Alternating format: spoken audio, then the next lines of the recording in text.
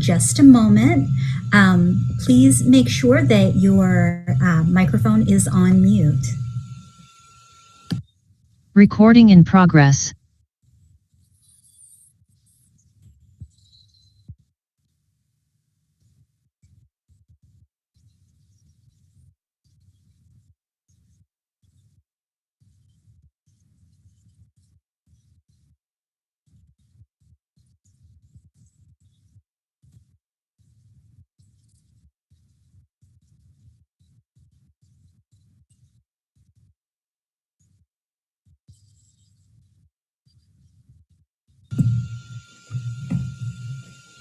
Good afternoon, everyone, and welcome to our quarterly transition call and one-year celebration.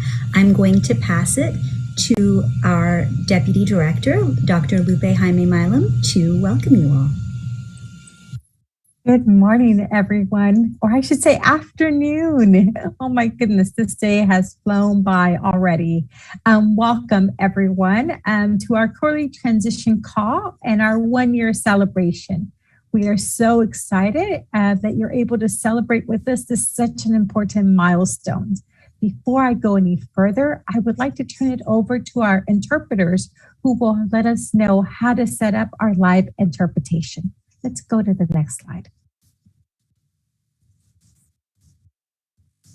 Muy buenas tardes a todos y bienvenidos. Esta tarde se hará una interpretación del español como otros lenguajes que los intérpretes dirán en un momento. Usted puede acudir a la parte inferior de la pantalla donde usted escogerá su lenguaje y de esa manera lo puede escuchar simultáneamente. Muchas gracias y bienvenidos. 呢個係廣東話嘅傳譯。如果你要喺傳譯咧，你喺有個好似地球嗰度按住嗰度係叫做 interpretation。你要點叫你要聽嘅原語？如果係廣東話咧，我諗係寫住 Chinese 中文，所以我係廣東。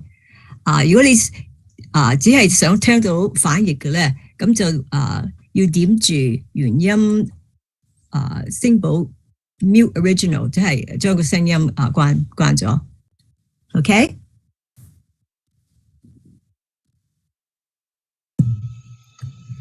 And what the translator just said was that this meeting will have simultaneous interpretation in Spanish and Cantonese. If you are on a laptop or a desktop, after we are done with these announcements, you'll see a globe at the bottom right of your screen. Please click on the globe icon that says Interpretation and select English. If you are on an iPad or a similar device, locate the three-dot menu on the upper right side and select Language Interpretation, then select English. When it's your turn to speak, please remember to be loud and clear and speak at a moderate pace so that our interpreters can interpret simultaneously in the other languages available for this call.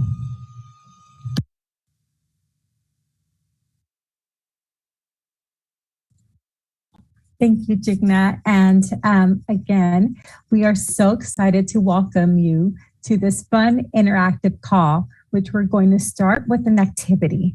So this slide explains how to set up Poll Everywhere. You will text childcare. Please note that does not have to be all in caps, but should not include spaces.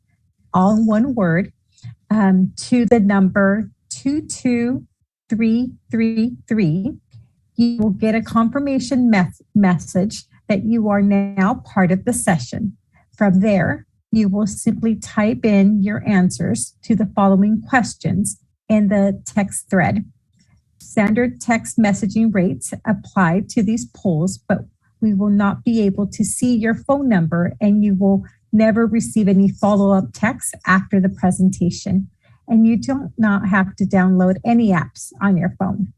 So let me take a quick pause as you start to do that. Take my phone and do the same thing too.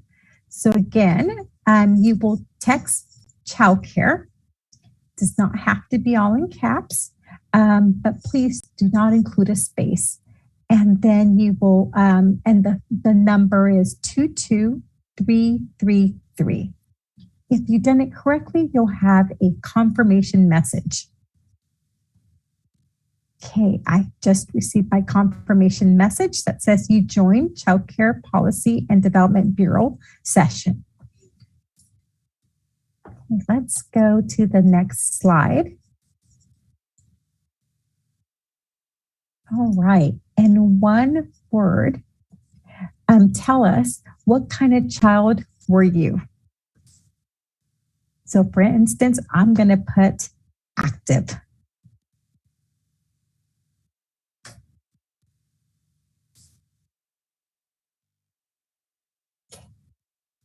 So as you notice, some words are a little bit bigger than others, and that's because multiple people can identify with the same word and typed it in. So I see shy, quiet,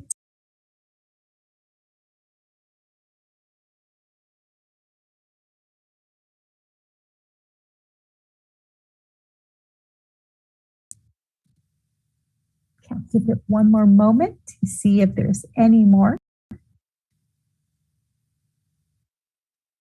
See thoughtful, see hyper, kind. Oh, thank you everyone for participating. So many words are populated. I think we started to slow down now. Obedient. I see messy, emotion, loving. Let's give it about 10 more seconds, and then we'll jump to our next slide. Curious is right in the middle, as we can see. Thank you everyone for participating. We'll continue to look at it if others want to go ahead and continue participating there. So let's go to the next slide. Okay, as you just experienced throughout this call, we are going to have interactive polls and questions. We will start off our meeting with welcome speeches from our CDSS leadership. We will also focus on the work that we're doing to increase access to childcare for families who live in our childcare deserts and high poverty areas, and who work non-traditional hours. And we're privileged to be joined by Linda Brault from Beginning Together, and Danielle Sinklin and Elizabeth Blakemore from the California Counts Coaching Companion Project. Thank you so much for taking the time to join us and for your partnerships with working to serve our families and children. Next, I will turn it over to Director Kim Johnson, who will help us provide another welcome to our celebration. Thank you so much, Deputy Director Milam. Appreciate that. And it is my pleasure to be with you all to first and foremost thank you for your work and partnership with us on this anniversary milestone. It has been a journey, especially in the timing of all things that we've all been experiencing together in our world and in our environment. So I just wanted to take a moment to recognize again the teams in the day-to-day, both at the Department of Education and Social Services who've been to get us to the point we are today, but I also want to first and foremost thank the field. We really did aim in this process to be engaged with you, to hear from you on the priorities that mattered most, and take that with us through this process to prioritize, to pay particular attention to any areas that you wanted to call out in the space. And so it being the first anniversary, I wanted to also share in the context of children and families and developmental milestones, what you can expect from a one-year-old in that space. And so in terms of gross motor and physical development, that's where you see pulling up to stand, maybe walking, still holding on to things from time to time, being able to communicate, wave bye-bye, understand no, which we also understand from you as well when things aren't working, et cetera. But just again, This will continue to be a journey of our development in the space. It's just a tremendous opportunity to think about how we are best integrating our services with all that's happening in child care and development, in child and adult food programs, nutrition, et cetera. And we're just absolutely thrilled and honored to continue this work with all of you together as we continue through our developmental stages of growth in the experience. I also just wanted to just give a real special shout out to Lupe and her leadership in this space. We are grateful for her and really quite a bit to manage on both the operational components and the policy pieces with this phenomenal investment that our governor, that our legislature have put forward, billions of dollars in the field and opportunities like rate reform, like looking at the cost of care and how we can better compensate the workforce going forward and really address some of the systemic issues that we've experienced together in support of children and families. So I want to thank her for that and also thank you for giving us the opportunity and continuing to engage with us as we are working on really significant system reforms together. Next slide, please. And I also just wanted to share a quote. I won't read every bit of it here. It's on the screen for you to take a look at, but long story short, it talks about our society valuing work in terms of quantity and efficiency and output, where caregiving and supporting those relationships is in fact the most important work that we can do together ever. This is a quote from Angela Garbs from the Essential Labor work. And I can't tell you that enough. In my own life, in my own experiences, with first a exempt childcare provider when I was very young, who we affectionately called Grandma Dora. In my experience and her setting me on a trajectory there to my preschool experiences, et cetera. These are relationships that I still hold dear and true that set the foundation. And so I thank you all that are doing this work every day for setting the foundation, for building community together, for working on our future together. So happy anniversary to the teams and much, much more work to do ahead together as we go forward. And I will then turn it over to our Chief Deputy Director, Jen Choya. Thank you. Thank you, Director Johnson, and welcome to all of you. It is so great to be here with you this afternoon, and I want to echo Director Johnson's great appreciation to all of you for everything that you do every day for our kids and families in caregiving and administrating the system, in making it possible for kids to get the growth and development that they need, and parents and communities to have the support that they need so that we can all thrive together. I was thinking a little bit in thinking about this anniversary. The question came up about our childcare stories, and I was thinking in particular about my youngest daughter, who is now 12 years old. Her name is Sarah, and we adopted Sarah when she was 11 months old, coming out of the foster care system and some disruptions in her life. So we opted to keep her at home for that first year, and my husband and I were able to extend out our leave time and to rely on a family friend and neighbor caregiving situation to provide some other one-on-one care so that we could really focus on the time that we needed for attachment purposes and for helping her to thrive and get on solid ground. And that was such a blessing in our lives. After that, she went off to a center where she received care as a toddler and then stayed through preschool. And I was flipping back through, and if you'll indulge me for a second, I found one of her developmental progress reports from that preschool that I just got such a kick out of, and I'll just do a quick excerpt of it. Sarah continues to be a sensory woman. Nothing gooey, slimy, or crumbly is out of the question. She has a hands-on approach and loves to feel her way through play and relationships. She loves hugs any time of day, but never fails to have morning snuggles to share. She also has a great strength when it comes to science. She's curious and full of questions when participating in experiments and narrating what she sees. She and another child have become fast friends and enjoy playing silly games together involving babies, food, and monsters.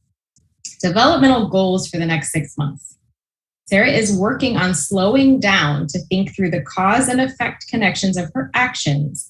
Linked to this goal, she is working on understanding how her actions and choices affect those around her. And the next step in conflict resolution is for her to propose solutions and work through arguments with less adult facilitation. So much wisdom and love and expertise boiled down into that one developmental progress report that is just an example of the kind of support that my daughter and our whole family received from these skilled teachers. And I am so grateful for the start they gave her in life through that experience. So back to the transition of programs to CDSS, I think we all bring with us our personal experiences of struggle, of benefit, of challenges in the childcare and development system. And our personal and professional passions. And we are so grateful to all of you for partnering with us as we work to improve this system for all. This transition is really allowing us to focus on some strategic reforms to California's childcare and development system. We are really focused in on racial and economic equity and ensuring greater affordability and quality access for all. Last year, we were able to invest in a number of ways that Director Johnson referenced that are really historic in childcare infrastructure, in quality improvement investments, in partnerships with our resource and referral programs, and in the beginnings of work on a new data landscape. So throughout this presentation, we're going to be sharing impact stories from us and from families who we have been privileged to hear from, as well as from care providers who have shared with us as well. I'll leave you with one that we heard recently about the impact of the state's investments. And this came from a childcare provider who shared with us that one of the recent stipend investments was enabled her to afford her staff to help out at her family childcare home. And as a result, she was able to care for her daughter while her daughter was recovering. Want to acknowledge the importance of caregiving in all of our lives as parents, in the lives of those we serve, and also in our caregivers' lives themselves. So with that, I thank all of you again for being here with us today and more broadly in our partnership. And I want to turn it over to our Chief Operating Officer, Selena Chow.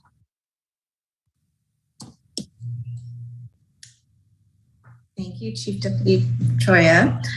Hi, everyone. I'm Selena Chow, the Chief Operating Officer at CDSS. And I also wanted to jump in and pile on the great appreciation for all of the feedback, the partnership, and patience that you have supplied us throughout this last year of transition. As I think through the 1-year milestone, I am just filled with great appreciation for the tremendous volume of work that we accomplished together this year. The transition aims to foster connections between the childcare and development programs and the social safety net and nutrition programs here within CDSS, as well as many of the other programs that fall under the umbrella of the California Health and Human Services Agency, so that when families are applying for childcare, they are also able to access the full array of all those other services that they may be qualified for. And so this whole child and whole family approach to service delivery will allow California to provide a more integrated and streamlined wraparound of supports to help insulate families and children from some of the toxic stress of poverty that we all see here today. These are very large-scale reforms, and it will take a significant amount of alignment of our complex systems. And it takes time to do these things thoughtfully and to do it right. And we can only be successful by working together in partnership with community that's all represented here on the webinar today.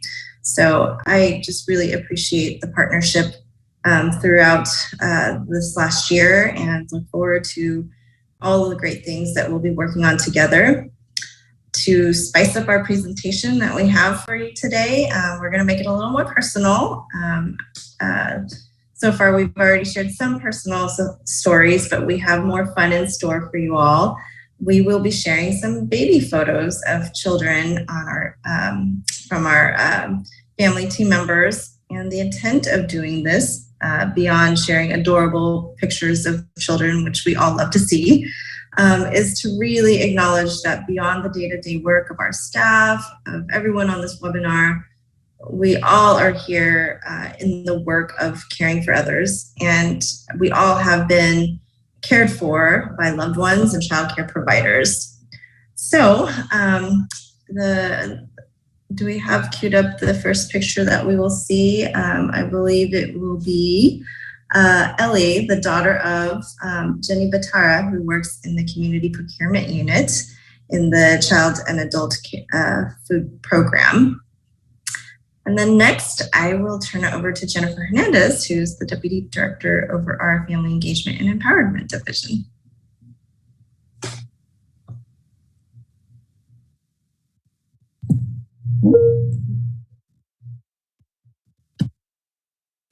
Good afternoon. I think we're gonna take a little pause and do a quick poll. I'll give folks a little time to do that.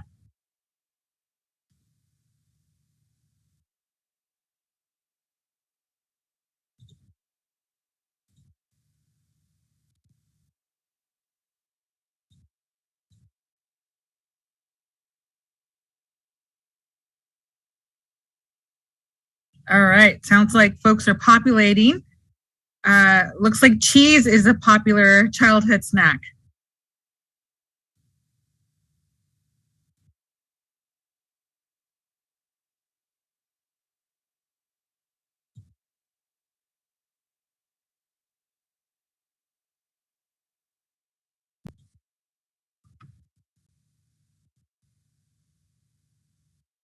Okay.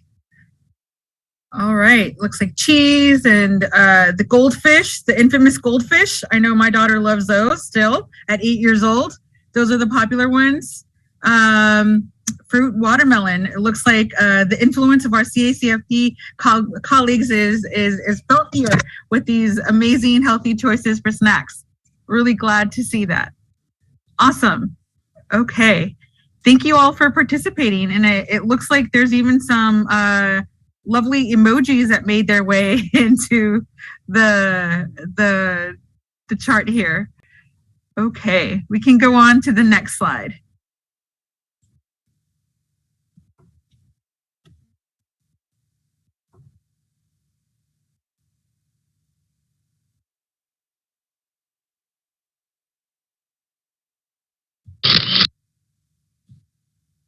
All right. Thank you for indulging us with that. Really excited to be here today to celebrate the transition. Who knew that well over a year ago, we would be having our first conversation back in, I recall the first planning meeting we had was back in July of 2020. And here we are a year under implementation, and a lot has happened. So I am the deputy over the Family Engagement and Empowerment Division, which includes the Child and Adult Care Food Program, which transferred over as part of the Child Care and Nutrition transition. For those of you less familiar with the program, CACFP is federally funded by the U.S. Department of Agriculture to enhance the well-being of participants by providing reimbursements for nutritious meals and snacks served in various settings, including adult care centers, at-risk after-school care programs, child care centers and family child care homes, along with emergency shelters.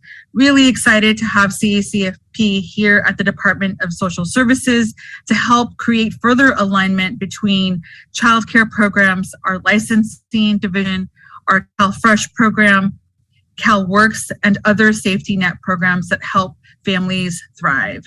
It has been amazing over the last year to see our Child and Adult Care Food Program team really just hit the ground running.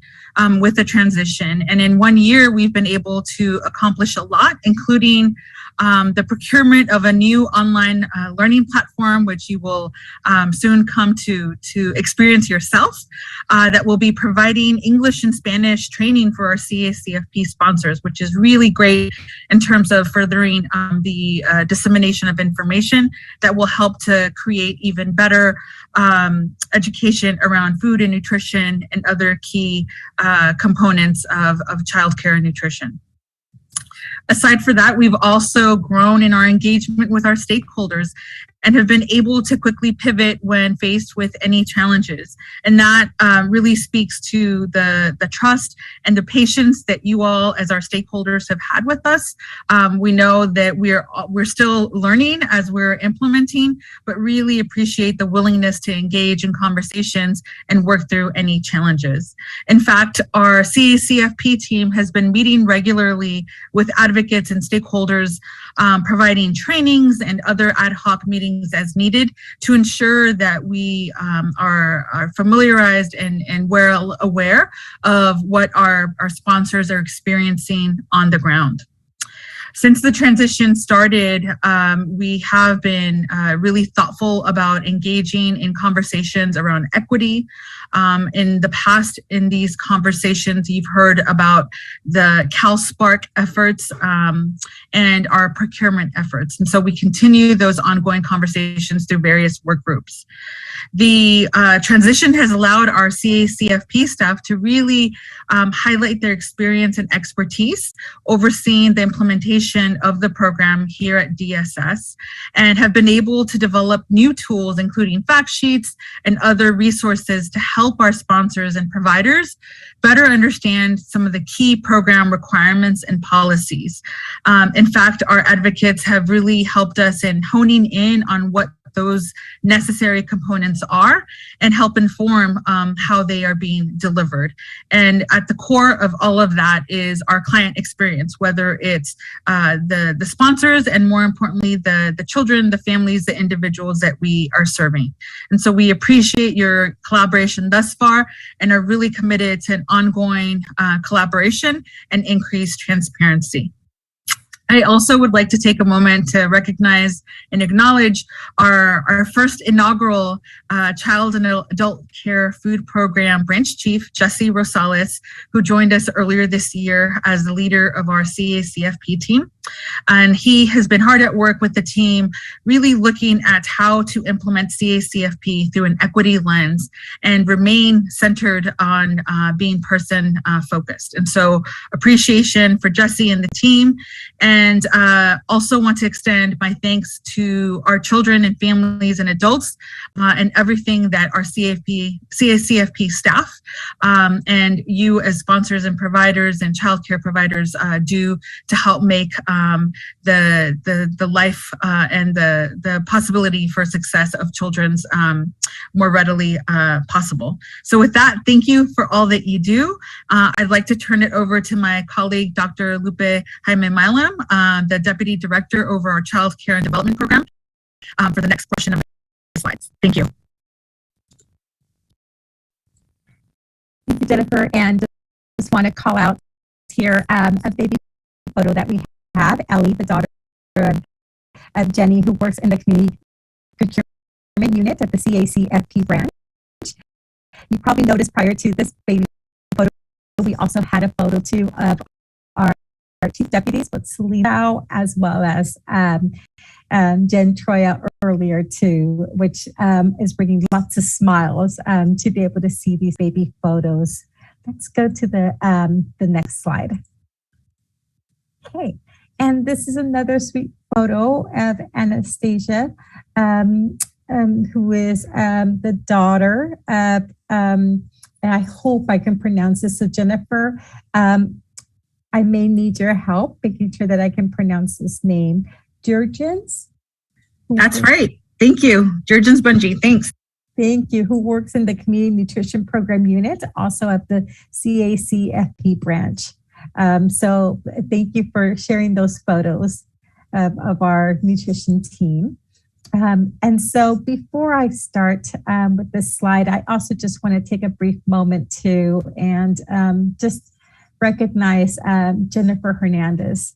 And I have to say, when I first started back last, at the end of February, I came into a whirlwind of different events happening. As you know, we were in the middle of a pandemic and the transferring over, and so many different pieces were occurring all at once. And prior to me being hired, Jennifer Hernandez, Christina Mesa, and the team, the feed team, were key leaders to really support this not only transition, but also set the building blocks of us having a successful year. And so I just want to take a moment of appreciation, Jennifer, and of course the team, because I think that we would not be celebrating our first birthday here without really having your leadership from the beginning. So much appreciation, Jennifer. Thank you. And then to add to that, I also want to do a shout out also to our CDE partners. During our first year, we have met constantly, probably not as much as the transition, but just as many, to continue to have conversations in regards to the work that we do together. We know that our families access our programs both horizontally and vertically, and therefore it is very important that our partnerships continue.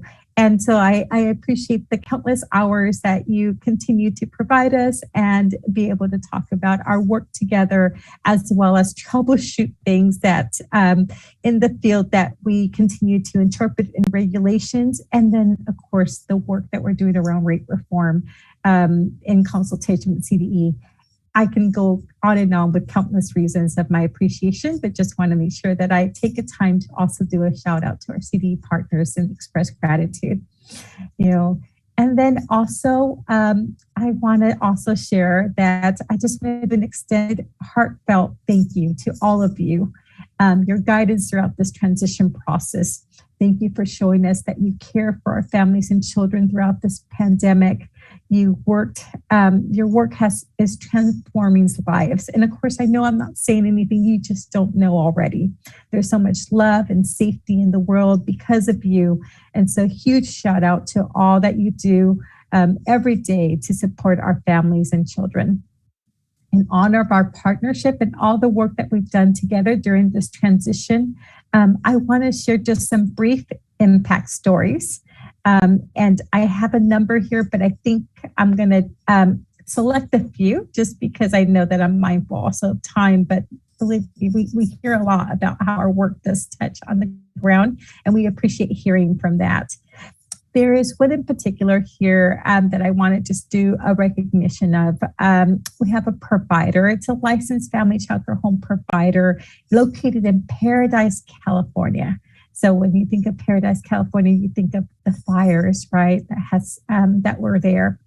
And her family childcare home provider experienced a great deal of hardship of the 2018 Camp Fire that raged through her hometown. She received a $25,000 grant from the state to rebuild her family childcare home.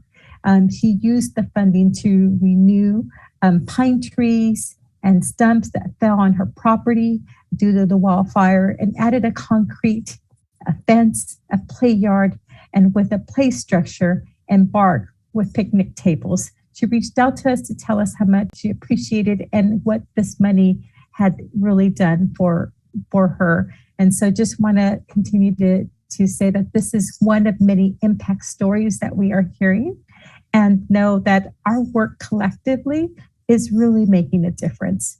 I'm going to read one more impact story. And this is a contractor who shared with us how easy the contract monitoring processes was this year because of the consultant's patience and through their knowledge of best child care and development practices. So again, appreciate hearing those and reading those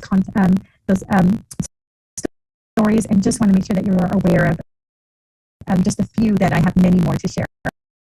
Let's go to the next slide. Now I'm going to shift gears for a moment and share a video that underscores the lasting impact of your work. It's actually a video that was saved by a mother of one of our managers, Jeremy, who provides oversight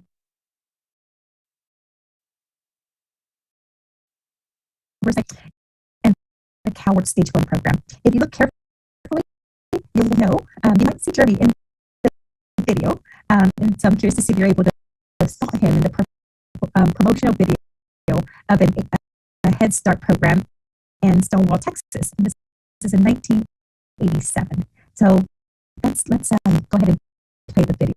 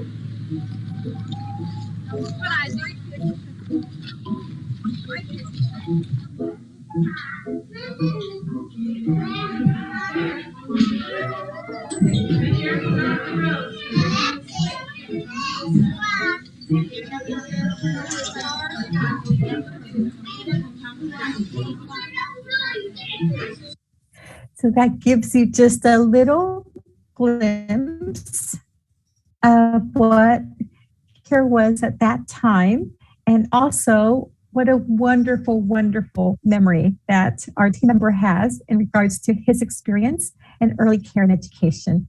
And now he works for the state here. I just love it. So a fun fact, Jeremy is actually one of 14 staff members on our team who have participated in a Head Start program, either as a teacher, a parent, or a program participant. And I have a feeling that number actually might be higher, but we ended up doing just a quick poll in the last couple of days. So we know that number may increase a bit more too. So just want to also add that too. Let's go to the next slide. And on the next slide, you will see Jeremy's 3 sons, Donnie, Will, and Harry, and a picture of Jeremy from the Head Start video. So you can see the family's resemblance and also the legacy that childcare plays in all our lives. Thank you so much. I'm going to turn it over to Jigna to do a poll with us. Thank you, Lupe. So if you don't mind, pull out your phones again and let us know, what do you think the largest number of participants that we've had in a CCDD meeting? If you don't have your cell phone, feel free to add your answer in the Q&A. For this one, you don't put in the number, you just put in A, B, or C.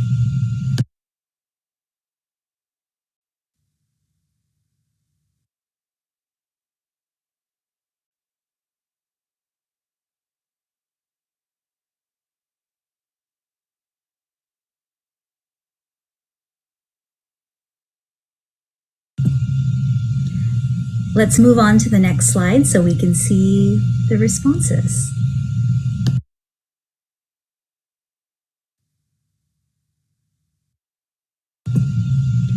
So it looks like the majority of folks thought that our largest number of participants in a meeting this year has been 3,448. But actually, the largest meeting that we've had has been with 4,077 participants. So that's just a little poll. And we're grateful for all of you as you come to our meetings, as you participate, as you continue to walk alongside us. So thank you. Next slide, please.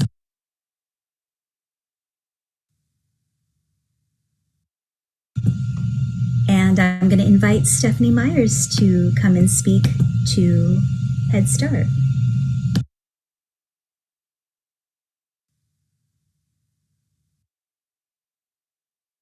Good afternoon, everyone.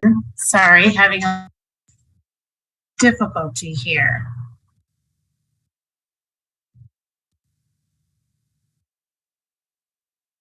Jigna, can you see me?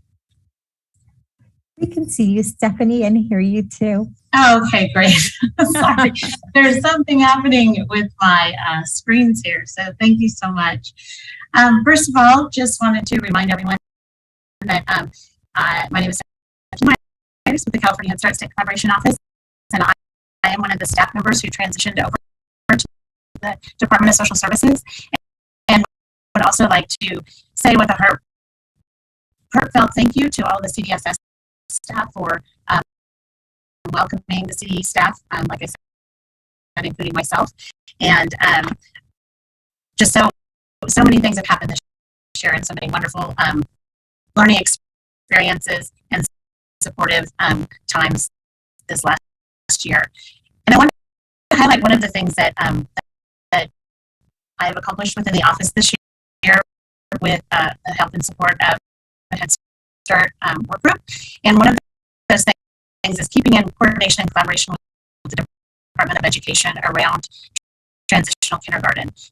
And so this year, one major success is with this work group and providing a toolkit for local Head Start programs to work with their school districts on how Hello, to my plan name's and Andrea prepare Toff, and and work I am the together CEO. and partnering and best serving children who can attend either Head Start or transitional kindergarten. And I think we're going to put that in the chat. And just want to say that it's been an exceptional opportunity to do this work with the field, and believe that this toolkit will help support ongoing coordination and collaboration around partnering with transitional kindergarten. Next slide, please. Now I have the opportunity to share some children's photos of Jigna Shah, the Child Care Policy and Development Bureau, who I get to work with a lot, and Karen Hodgkinson, Child Care Policy and Development Bureau. Just so cute. And I love the way Jigna, her picture kind of did a little dance there. Next slide, please.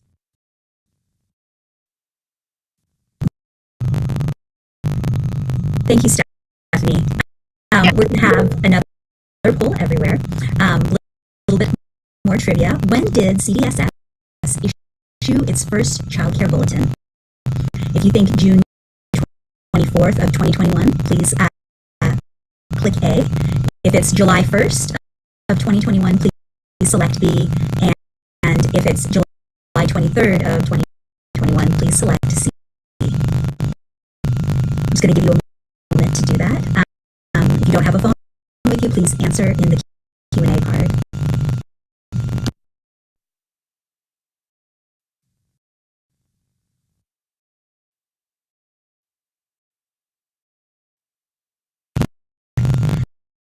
And next slide so we can see what you all thought. Okay, so about 50% of you all thought our first bulletin was June 24th of 2021, and that is actually not correct. We issued our first bulletin on July 1st of 2021. Since then, we have issued over 50 or 60 bulletins. And so again, we appreciate all of your time reading them. We appreciate all the stakeholder feedback we get on them as well. Next slide, please.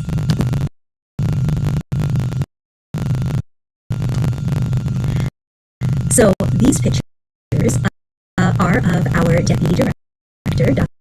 Lupe Jaime Milam, and they're just so cute. So thank you all for sharing. Thank you to our staff for sharing these pictures. Next slide, please. So this quarter, CDSS changed the program requirements to allow parents whose children are enrolled in a subsidized voucher program to access in-home license-exempt care if they sign a self-attestation form that they are the primary employer of the child care provider. While self-attestation is an option for CalWORK Stage 1, the requirements for other programs have historically been different.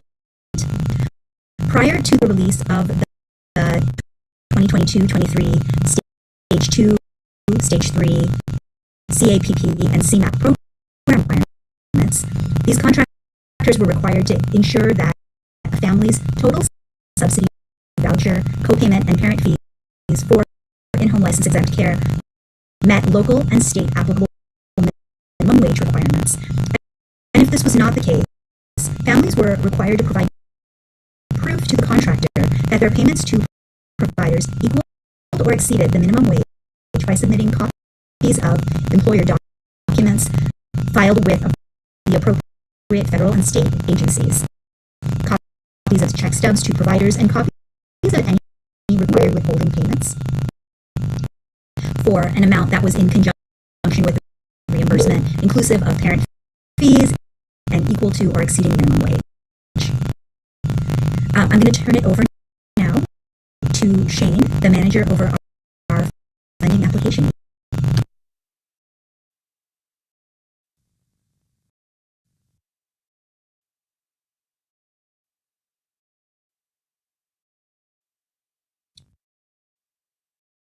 Hi, everybody. Okay, so we have another poll. When were the general child care and development funding results posted?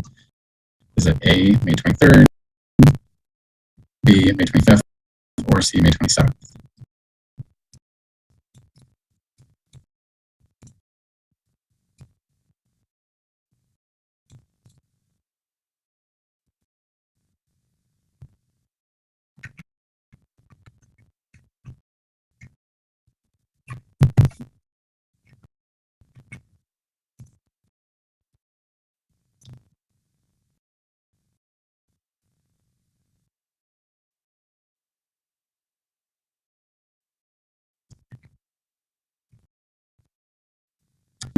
Results are still coming in slowly.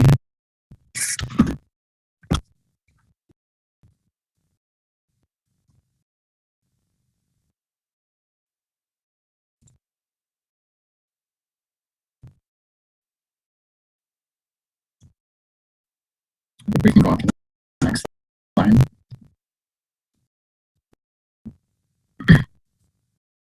All right. So looks like the 44% actually got it right. So it was May 27th, 2022. And I know that right off the top of my head, that's actually my dad's birthday. So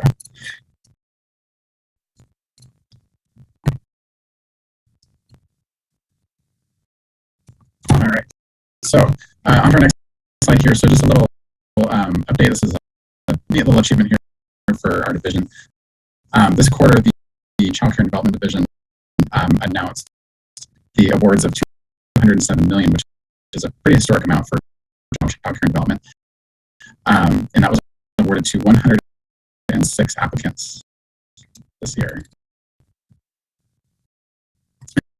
see on the chart here, we have a division of the applications that came in.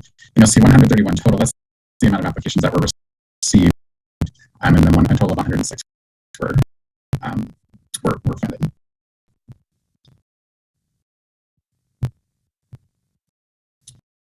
On to the next slide. And from there, I'll go ahead and turn it over to Barbara Lindsay. Thank you, everybody. Hi, everyone. Oh, we're going to switch. Can you go back one slide? Sorry about that. They kind of look the same. Yeah, there you go. Thanks, Shane. I know that we've all heard this information quite a bit recently, but want to continue to highlight the infrastructure grant program. And just a big shout out to Cliff and his team for putting together this regional map for everyone to see. It really makes a huge difference when you're seeing it kind of in this colorful setting. But the program is to expand access to child care and opportunities for children up to 5 years of age, focusing specifically on child care deserts. We received $100 million in funding, which is for minor repair and renovations, and then a remaining $150 million for new construction and major renovations. It's important to note that we received over 5,100 applications for the RFA for the minor repair and renovation grant, which is super impressive. And as part of the 22-23 budget, we received an additional $100.5 million allocated for the minor renovations and repair RFA to help offset that. So the grant funding is and will continue to be distributed on a competitive basis for both the minor and major repairs. The department is just about finished with the review of those applications, and applicants will be notified of their status this summer. The CDSS anticipates releasing the new construction and major renovation application in late summer or early fall. In order to reach a larger and more diverse population and to ensure language access, we will be offering the RFA and application in different languages, including English, Spanish, and Cantonese. Next slide, please.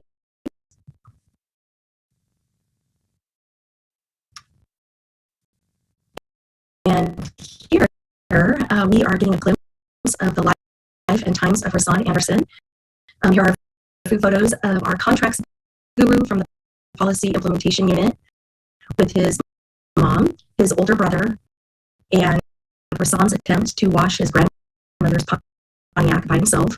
Absolutely love seeing all of these photos that have been coming across.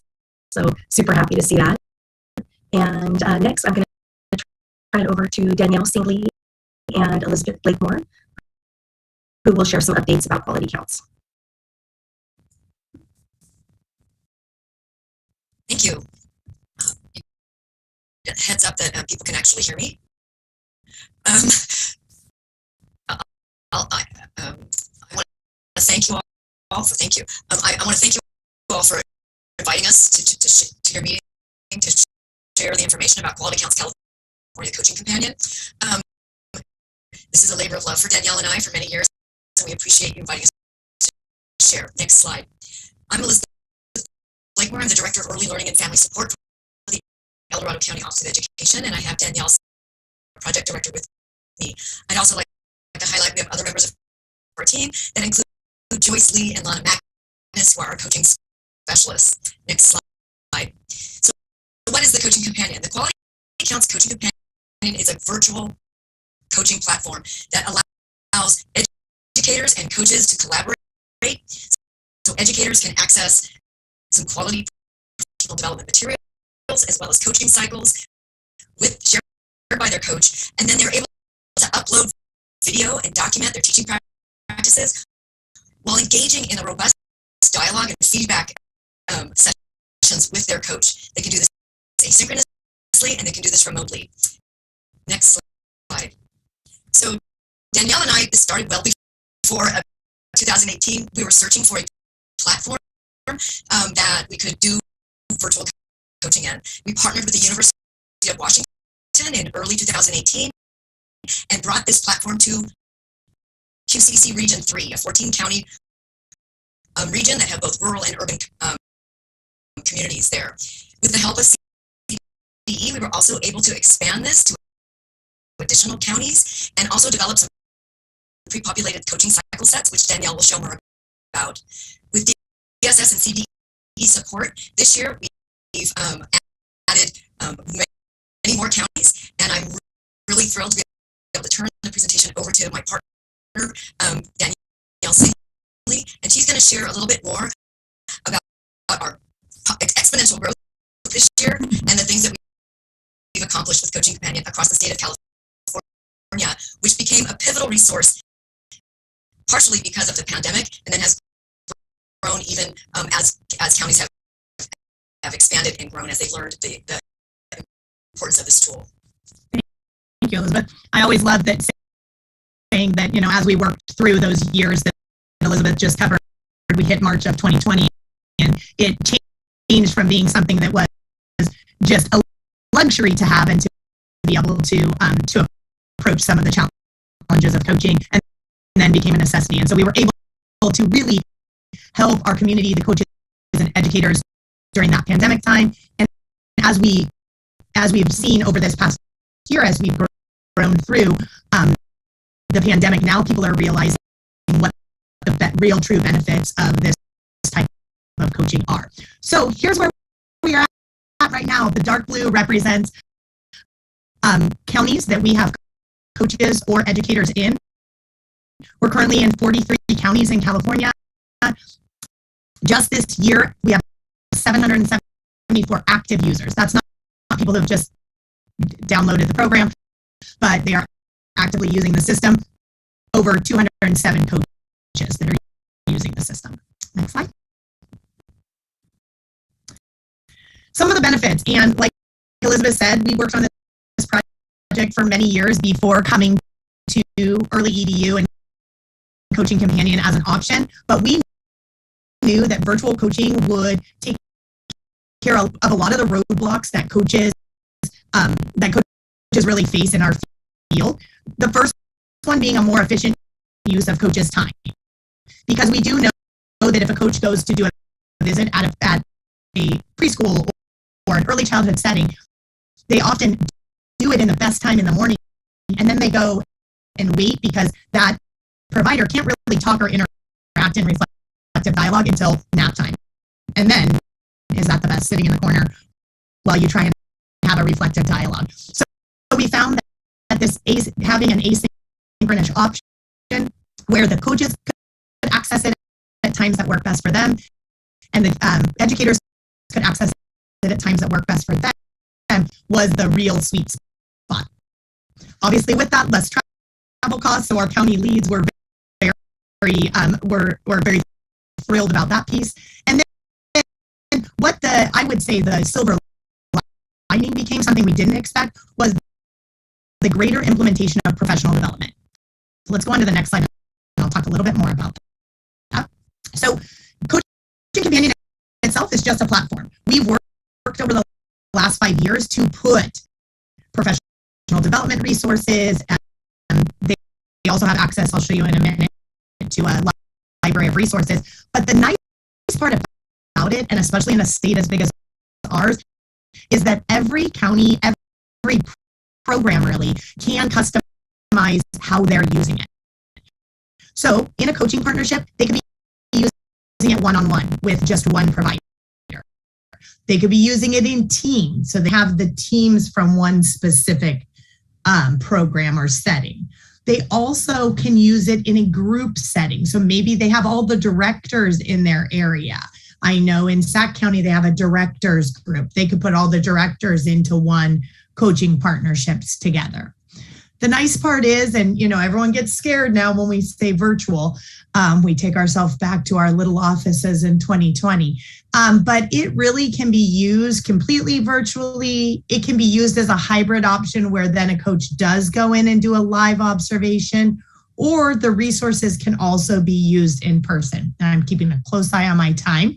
Within our contract, we were also able to do direct coaching for rural or underserved counties. So my coaching specialists this year were able to serve programs in Amador, Tehama, and then through TCCAC in the tribal childcare. So next slide. Within Coaching Companion, any of the participants have access to the Cultivate Media Library. The Cultivate Media Library is, we lovingly refer to it as our YouTube of our field. It's over 1,600 resources that can be searched by age level, the content, keywords. There's faculty lectures, small webisodes of in different topic areas. Next slide.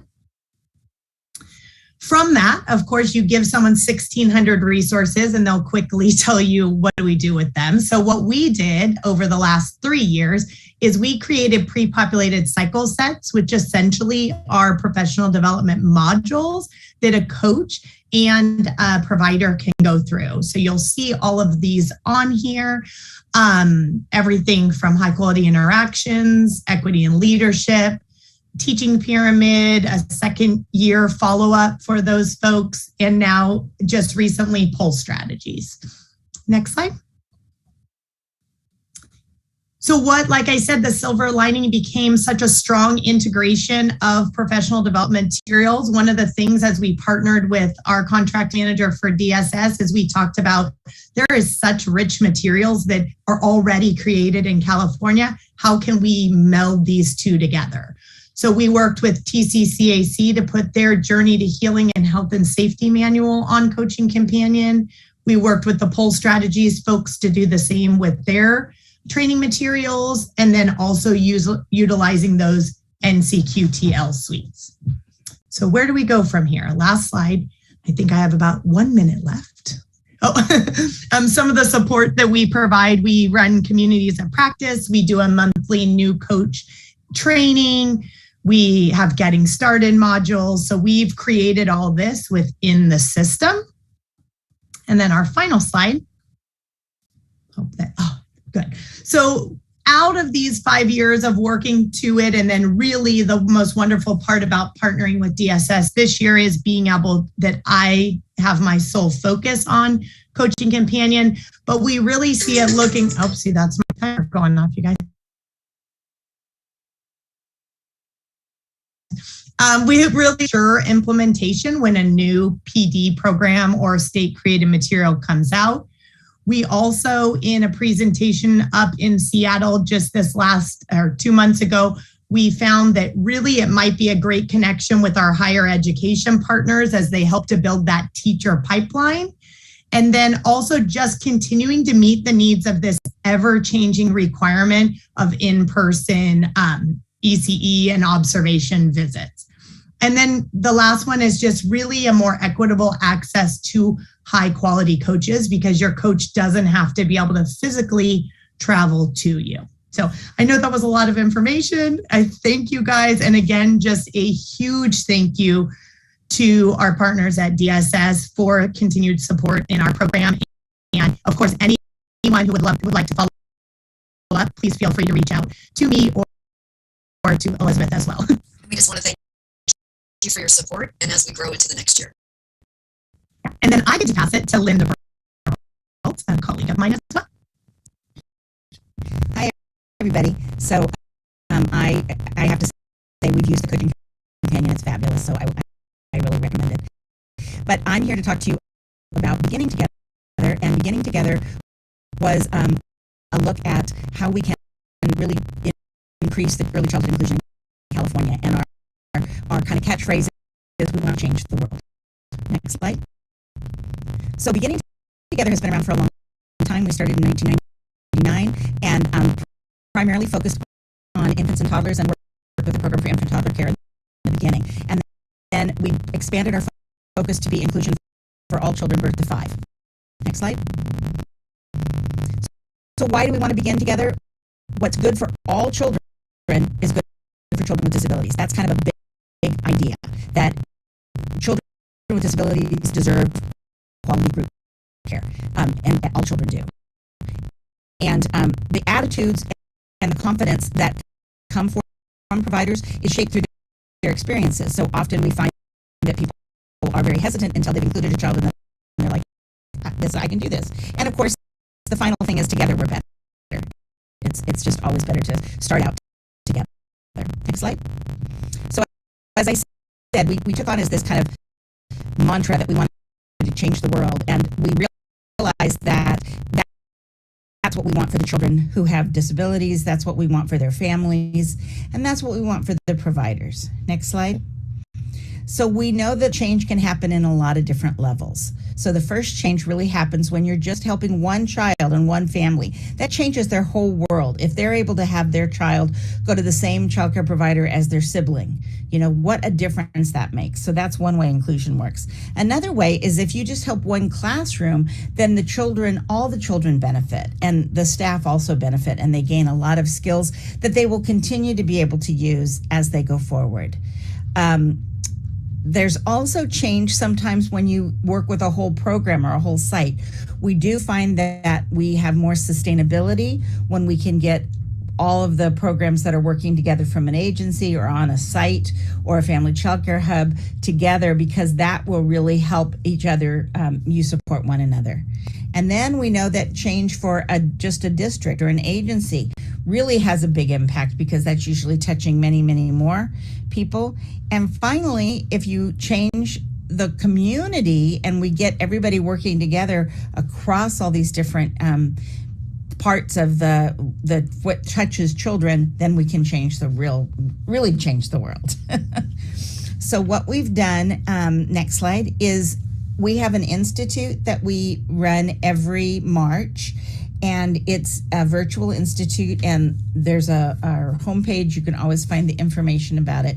But we encourage people to attend as part of a team, and this is really a training of trainers institute. So it's intended for people who are going to take back to their community some ways to do some training of the childcare and education providers, family childcare providers, et cetera. And so when they come, we encourage them special education and also some decision makers, and they build a vision for inclusion as a team. We also start thinking about the systems change process as a team, and we have a model of systems change I'll show you in a minute.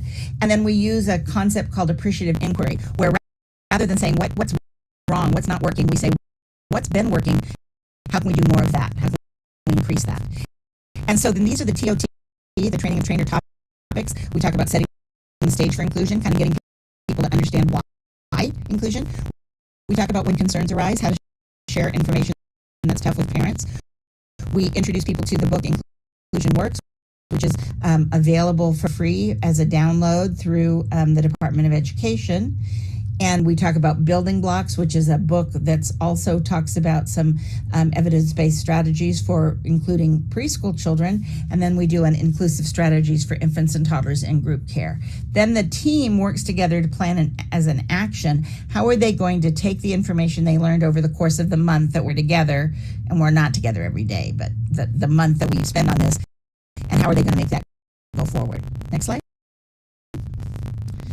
So basically, we know that for every complicated problem, there's an answer that is short, simple, and long.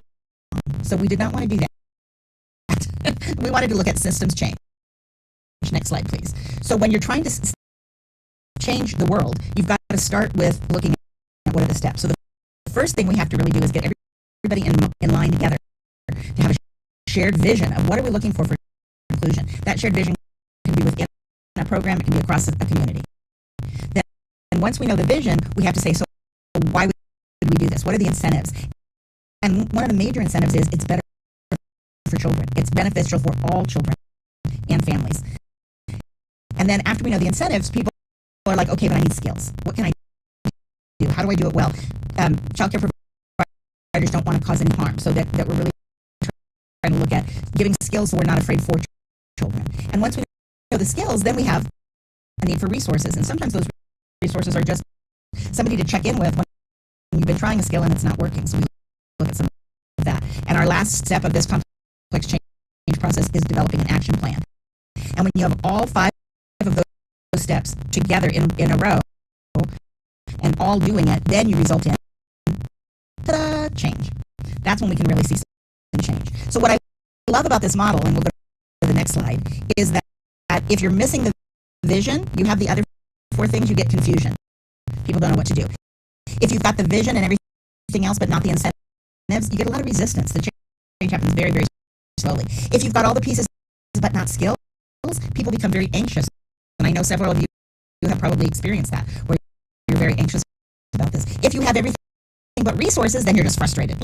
Like, why can't we make this happen? And if you have everything but an action plan, people go off in different directions. So we love really helping people, and we've organized the Institute around these concepts so that the teams really look at each of these elements and what they can do and how they can take this back. Next slide. So in the Institute, we have some online asynchronous activities, and we have virtual assignments and things that people can watch. They can go back and rewatch. And then we have liaisons who are assigned to them, so who kind of give feedback to them on the virtual assignments. Then the liaisons continue to support anybody who graduates from the Institute and decides they want to get an inclusion facilitator certification, because we offer that as well. And we also have our liaisons working with teams as they implement their action plans. So it's our attempt to really support people, to support the field. So the next slide, you can see everybody likes their maps of California, but this shows the participation. We just did one in March. We had over 150 people from across the state, from all these different counties. We will be holding another institute in March 2023, and Corey did put the website up. Right now it says the institute is full because that was the March 2022 one, but we'll have the information for the virtual institute up there in the near future. So if you're a childcare provider, you might want to see if there's somebody who's already doing this in your community, and you may be able to take advantage of some of these trainings that are happening. If you're a person who is interested in getting more training, you can certainly look into this. And if you want to know, next slide, how to reach us, this has the website that holds all the programs that I oversee.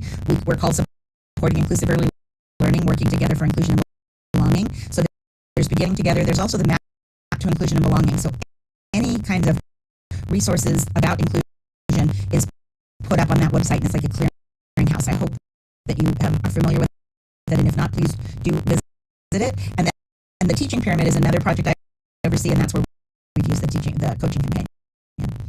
So that's me. And right now I'm going to pass it on to Rachel Sciuez, the Bureau Chief over the Child Care Intergenerational Services section, who will share some programmatic updates, and true to our theme, pictures. Thank you, Linda. This is Jigna. It looks like we have a question in the chat for Danielle and Linda and Elizabeth. I wanted to just take a moment to ask it to see if this is something you can respond to. The question is, what does equity and leadership for program administrators focus upon? And what other supports are provided for teachers related to cultural and bias training and support for multilingual learners?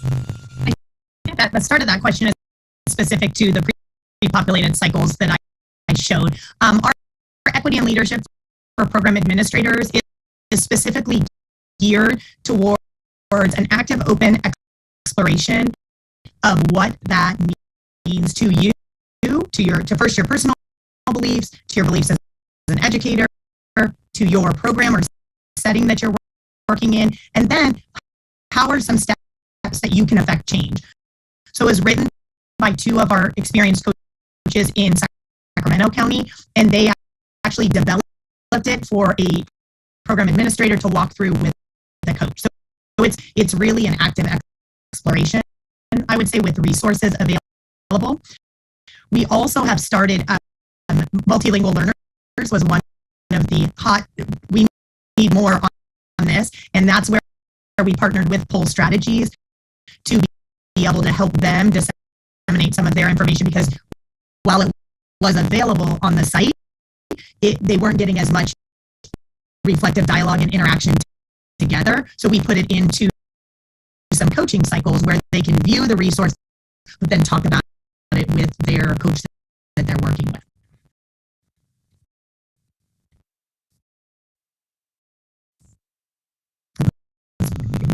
Well, I don't think it applied to mine, but Yeah, I don't think so either. but equity is really woven in. We really want to talk about it, and we sometimes forget with diversity, equity, and inclusion that inclusion is something that is beneficial to children with disabilities as well. So, Thank you so much. Now, Rachel is going to speak about these pictures and Thanks, everybody. These pictures are of Molly Call and Corey Rada from the Policy Implementation Unit with their dads. And the next slide is a picture of Stephanie Myers from the California Head Start State Collaboration Office and Roseanne Pitts from Program Quality and Improvement South. And finally, here we have Ashley Stiff from our Policy Implementation Unit, already making moves at a young age.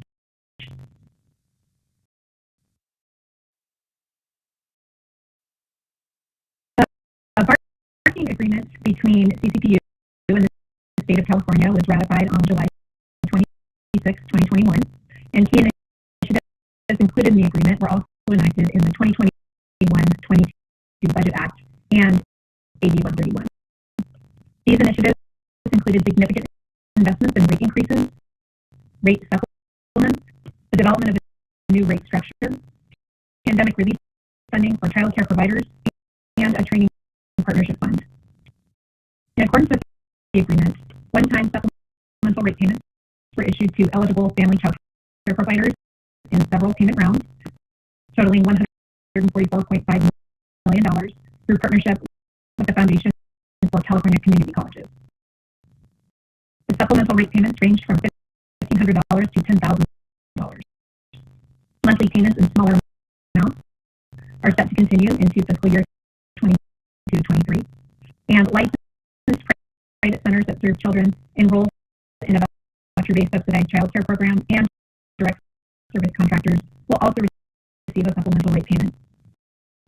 These payments are expected to go out in the fall.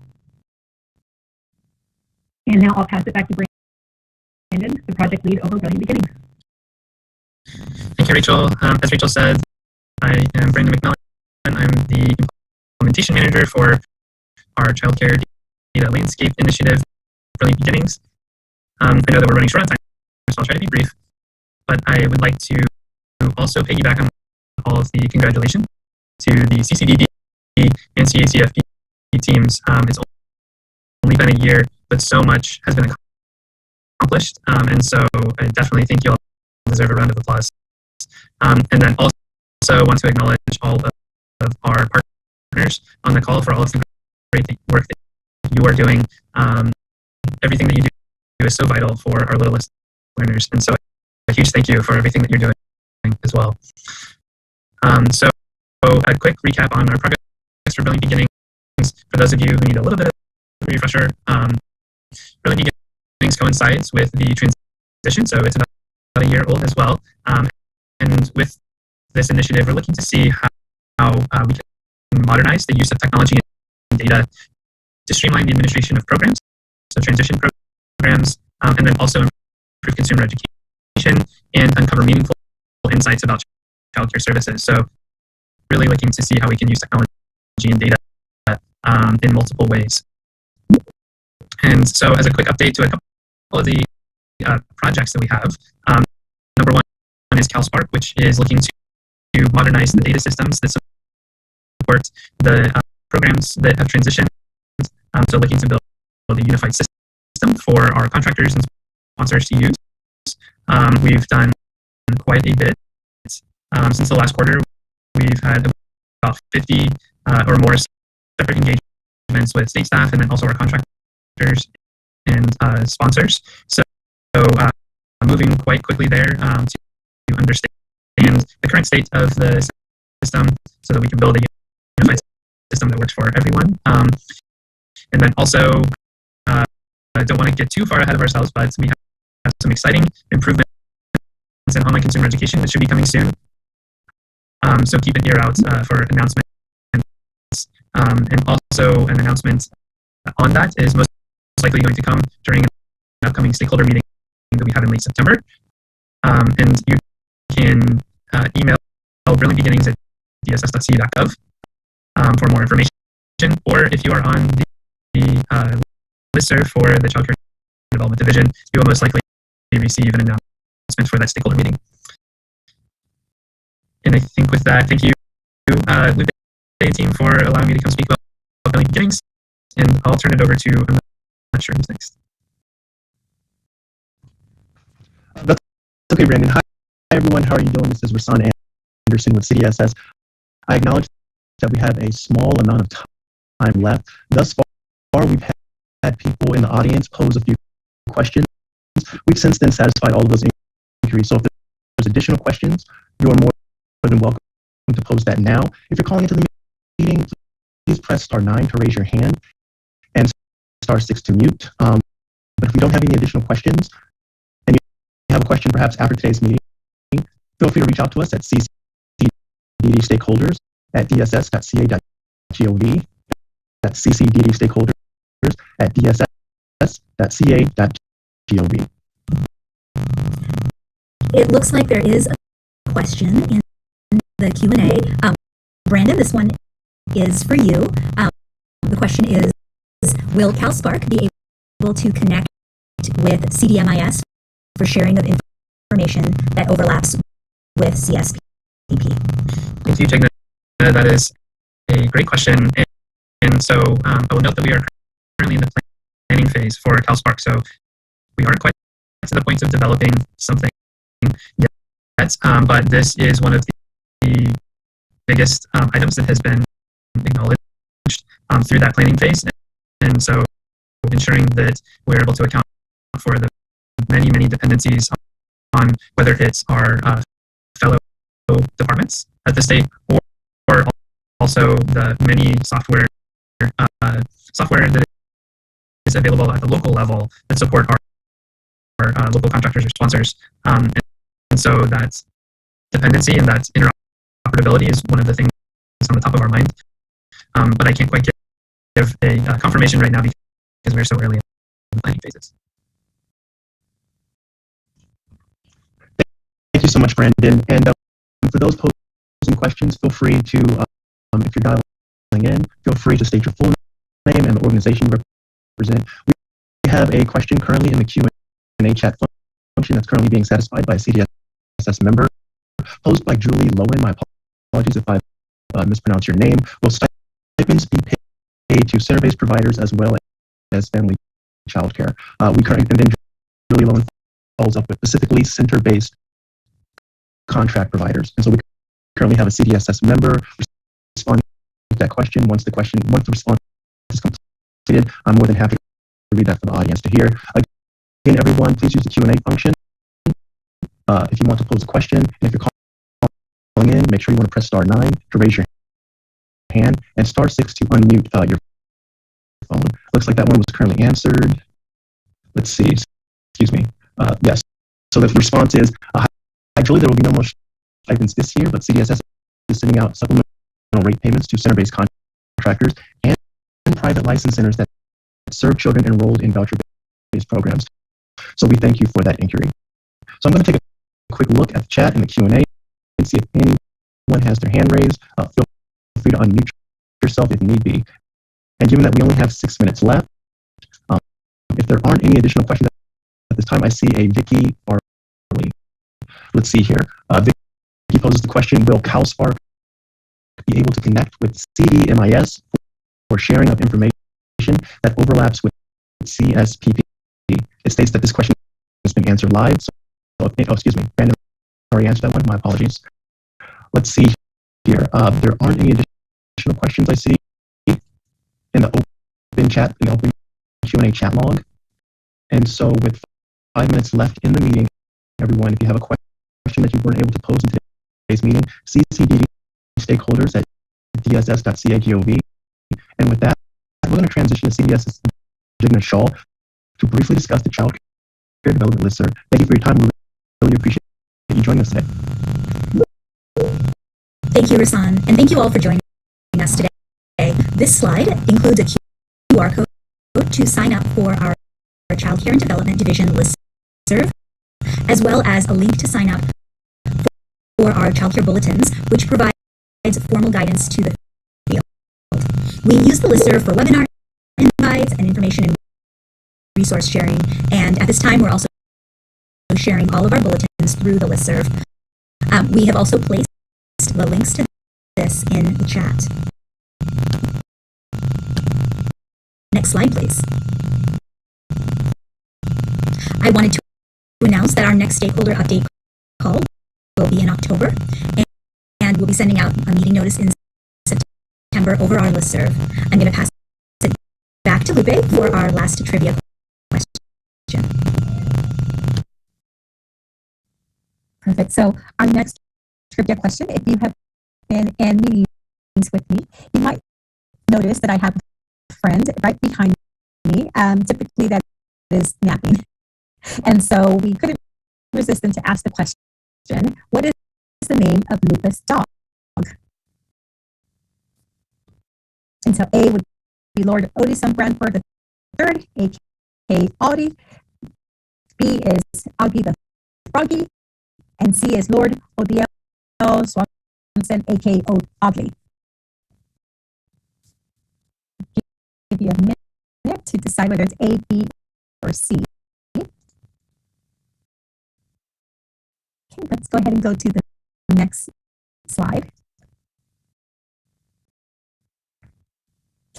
Okay, so the majority of you think my puppy's name is Augie the Frogly, but actually, my daughter, went ahead and named him when I think she was in middle school and named him Lord Odison Bradford III, aka Aldi.